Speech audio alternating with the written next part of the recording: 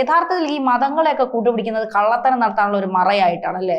നിലവിൽ പിന്നെ മതം കേരളത്തിലൊക്കെ അത് വലിയ ഗുണമാണല്ലേ, മതത്തിന്റെ ഒരു ഭാഗമായിട്ട് നിൽക്കുന്ന ആളിനെ ഏറ്റവും അവസാനം പിടിക്കത്തുള്ളൂ. ഇതിപ്പോ ED ആണല്ലോ വന്നേക്കുന്നത്, കേരള പോലീസ് തുടർന്നില്ല, പറ്റത്തില്ല.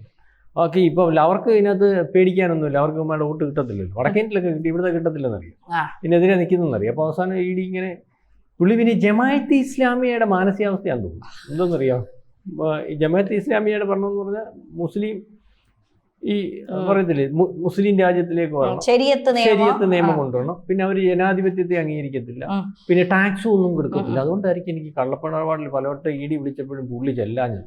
പുള്ളി ആയിരിക്കും ഈ പാത്ത് നടന്നാലേ പിടിക്കത്തില്ലെന്ന്.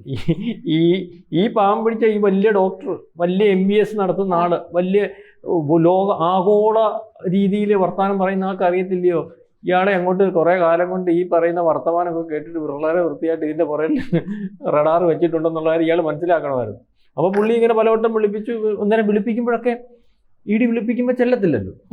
ചെല്ലത്തില്ലപ്പോൾ ഒരു വട്ടം ED ഇങ്ങനെ സമൻസ് കൊടുത്തിട്ട് അതിന് ശേഷമുള്ള കോളുകൾ മൊത്തം നോക്കും, ഇയാൾ ആരെയൊക്കെ വിളിച്ചു.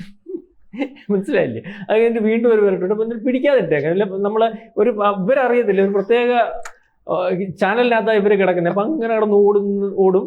പുള്ളി ഓടുന്ന ഓരം പുള്ളി ആയിരിക്കും സേഫാണ്. പക്ഷേ ഇതിൻ്റെ പുറേ ഇതുണ്ടായിരുന്നു. അതുകൊണ്ടാണല്ലോ ആസ്ട്രേലിയയിലേക്ക് ഭാര്യയും മക്കളെയും ഉൾപ്പെടെ ചെന്നപ്പോൾ നെടുമ്പാശ്ശേരി വിമാനത്താവളത്തേക്ക് കുണിപ്പിച്ചുണ്ടങ്ങ് പോയത്.